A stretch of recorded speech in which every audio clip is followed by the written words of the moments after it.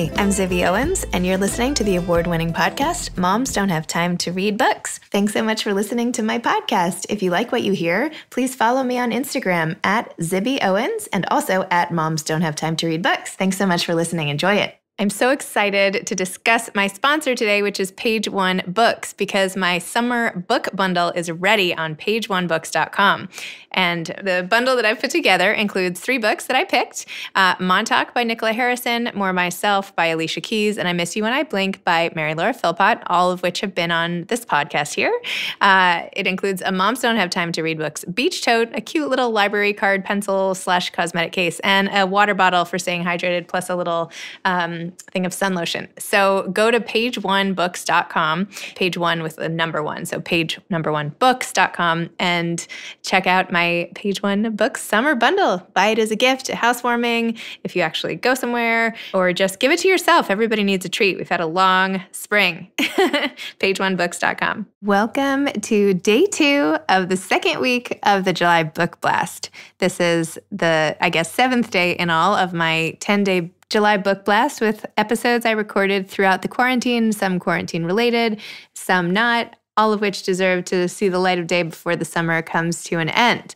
Today is Young Readers Day. So I have a collection of children's books and middle grade and all sorts of stuff that your kids might like, and how interesting to hear from children's book writers, which is exciting to me because I actually sold 2 children's books to Penguin Random House that'll be coming out in the next year or 2. So I have a personal affinity for children's book authors. Enjoy these episodes. Natascha Biebow was born in Johannesburg, South Africa, and grew up in Rio de Janeiro, Brazil, where she went to an American school. She studied developmental psychology at Smith College and completed a degree in early childhood education and an international diploma in Montessori pedagogy in 2013. She wrote as an editor, Is This My Nose?, illustrated by Georgie Burkett, which won the Book Trust Best Book for Babes. She's also written many other books, including the recent story, The Crayon Man, the true story of the invention of Crayola crayons, which is really fantastic. And I've now read it like 50 times to my kids, and you should too. Hi. Hello. How are you? I'm good, thanks. Great talking to you. It's so fun to see you live. Oh, thanks. Well, I'm really excited to talk to you. I've read The Crayon Man now, 5 times to my kids in the last week or so. They love it. Anyway, so I'm really excited to talk to you. So how old are your kids? Well, I have 4 kids, but I read it to my 5.5-year-old and almost 7-year-old. Mm-hmm. I have twins that are about to be 13, but they are kind of past this. But right. But I love reading children's books, and so anyway. So what inspired you to write this story? Tell me more about The Crayon Man. So I was looking for a topic to write for a nonfiction picture book course that I was taking, and I needed a topic really fast, and was watching an episode of Sesame Street with my son, who was 4 then. And we saw this great video about how the Crayola crayons are made in the factory. And I remembered how much I liked them from my childhood, and I hadn't really thought about Crayola crayons in a little while. And I saw this machine, the collating machine, that has all the colors stacked up. And when you see them, they're like this amazing rainbow of colors. And it's just such a vivid picture. And then I started thinking, well, maybe that would make a good topic. And so the more I started looking into it, the more a really cool story emerged. And I discovered that no one had told this story quite the way I wanted to tell it, which was about Edwin Binney the man, as opposed to just the sort of historical, very old-fashioned kind of dry nonfiction approaches that were out there about just Crayola and a very linear history, shall we say, of how the crayons had been made and invented, which talked about Edwin Binney and his company. So I just got digging, and the more I dug, the more interesting things I found. And what brought you to take that class in the first place? So I've been writing picture books for a really long time. I'm also a picture book and young fiction editor. And when I needed to make some money, I was focusing more on my editing. And when my son came along, on parenting and so on. And then I just got to a point where I just thought, I just need a new direction. I need some deadlines. I need someone to kind of get me unstuck from the balancing act that is trying to cram too many things in your life, right? And so I decided to take this class because it would be 8 weeks. And by the end of it, you'd have written a book. And I just thought that's what I need. I need to be accountable in some way. And it worked. Where did you take, was it an online or actual person class? It was an online class with Kristen Fulton, who unfortunately isn't offering the class anymore. But it was really great because she talked us through the whole genre of nonfiction picture books and the different aspects of writing in that particular area. And it was an area that I'd sort of explored a little bit, but hadn't focused as much on. And I started remembering how much I like true stories because sometimes the true stories are just are quirkier than stuff that you can imagine. And I like that about it. And so through the course, we had weekly meetings and assignments, and Kristen talked us through different aspects of the craft and different parts of writing a nonfiction book.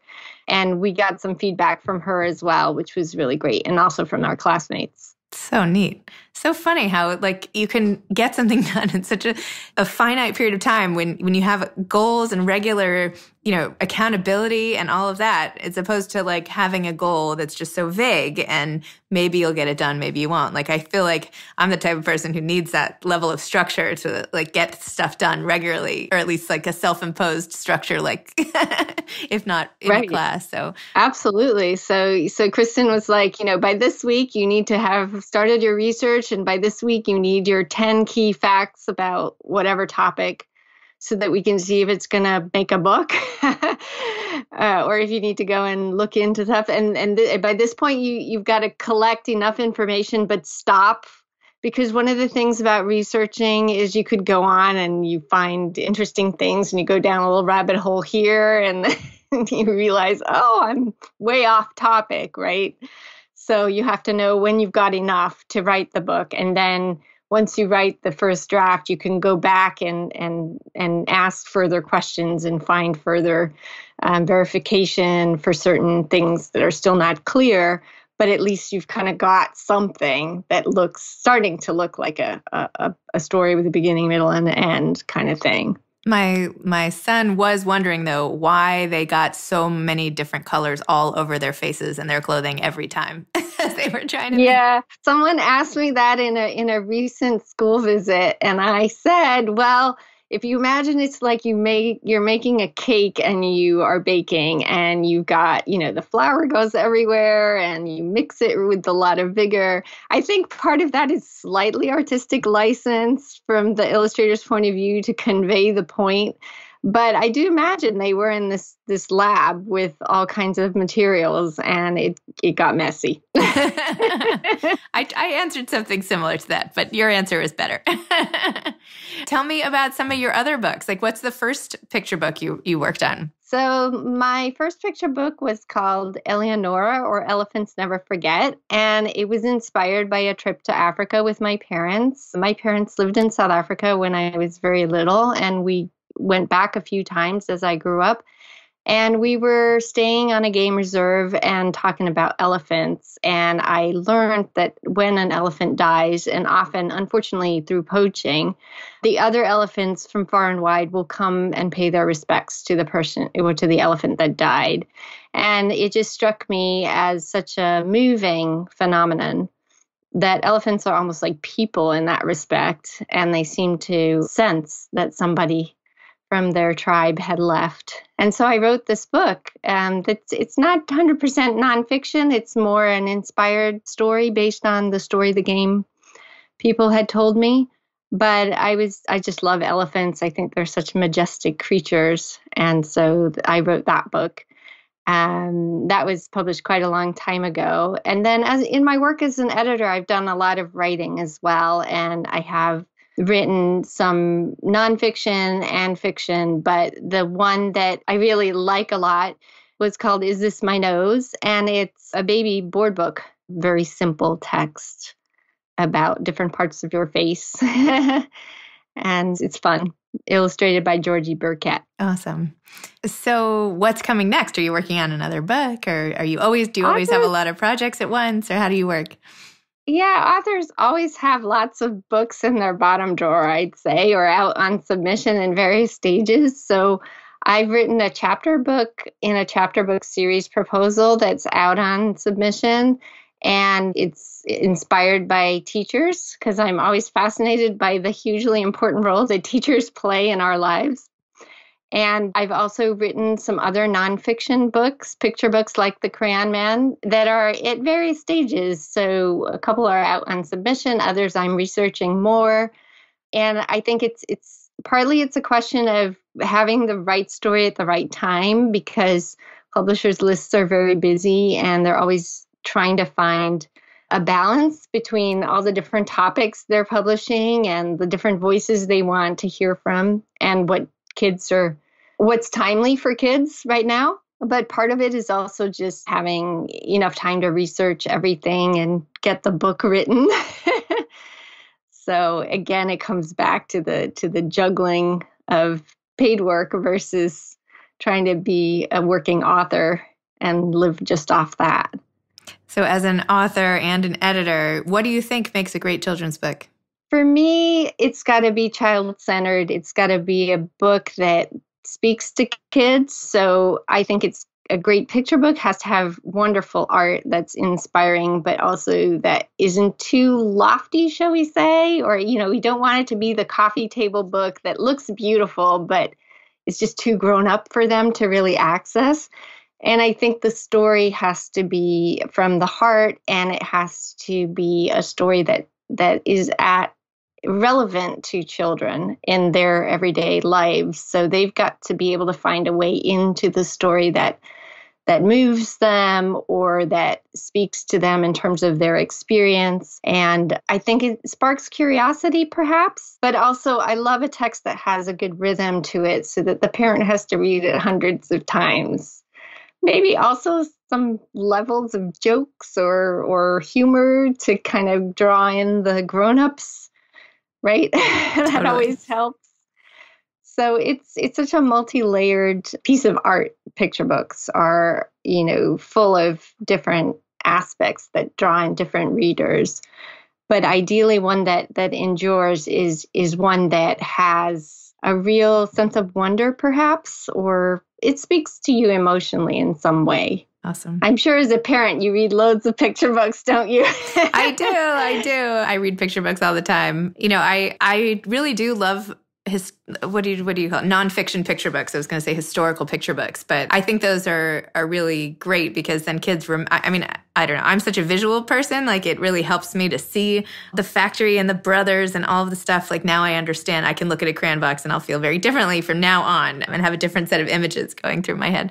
Yeah, but I love humor. I love when books use the book form in a different way. Like I love in the Elephant and Piggy books how sometimes they talk to the reader. Like We Are in a Book by Mo Willems is probably my favorite picture book ever. Like we are in a book? What, the book ends? Like it's so funny. It's just like so self-referential. It's like, it's so clever and brilliant. Anyway, so yeah, but picture books are great and they're great to read as parents and such a bonding thing to do with your children and fostering that love of reading early. So having great options is super important. So thank you for contributing to the great options. Thank you. I was also going to say that the interesting thing about the nonfiction that we're seeing more recently is that there's lots of different kinds of nonfiction. And so it's drawing in those readers who really like facts, but maybe haven't accessed story in the same way. Mm-hmm. And maybe because they're so drawn in by the facts, they're now going to be compelled by the story to read different things, we hope, or the other way around, right? The kids who really like the narrative, maybe they'll start looking at nonfiction differently. So it's a nice genre that way too. Totally. Do you have any final advice for aspiring picture book or children's book authors? I think my advice is to persevere and bum on seat. I think if you got to have your butt in your chair, you got to put in the hours. You really have to be prepared for the journey that is being a writer. So the many drafts, the whole process of getting published is not for the faint-hearted. It requires a lot of perseverance. but also just literally getting up and spending the time to write or illustrate and to further your craft, and always be open to learning from other people, looking to inspiration, reading a lot of other books, just to keep your mind open for new possibilities. But you really need to be prepared to not give up. Because it's a tough genre to get published in, but it's also a really wonderful community of people working in this area who are very supportive and open to sharing their advice and supporting you on your journey as a published or pre-published author or illustrator, right? As we like to call people on their journey. Awesome. Well, thank you so much. Thanks for coming on Moms Don't Have Time to Read Books. And thanks for entertaining my kids and me for lots of bedtimes. Oh, that's amazing. I'm so glad you like the Crayon Man. And it's really fun to connect with you. Thanks, Zibby. You too. Thanks a lot. Bye-bye. Bye. Thanks so much for listening to Young Readers Tuesday, part of my July Book Blast. I hope you've enjoyed it. Thanks again for listening to my podcast, Moms Don't Have Time to Read Books. If you liked this episode, please follow me on Instagram at Zibby Owens and at Moms Don't Have Time to Read Books, and sign up for my mailing list at zibbyowens.com so you can always hear about the latest things I'm up to. Thanks a lot. Thanks so much to Page One Books for sponsoring today's episode. I hope you'll all check out my summer beach bundle at pageonebooks.com. Thanks so much to Steve and Ryan at Texture Sound for the sound editing. And thank you to Morning Moon Productions for providing this fantastic intro and outro music. Thanks for listening. You could always email me at zibby@zibbyowens.com.